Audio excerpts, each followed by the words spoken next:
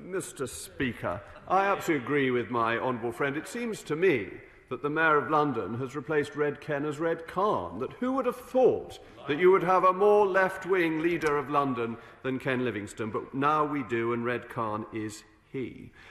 It is quite wrong that these loony left-wing wheezes should be inflicted upon our great metropolis. And I think the Mayor, in his zeal, is potentially treading on the toes of councils anyway. That the councils have the right to name streets, by and large, not the Mayor of London, and I don't think he should interfere in things that are not his responsibility. And as I was saying on the honours system, we should celebrate and glory in our wonderful history and in the great heroes of our nation going back over centuries.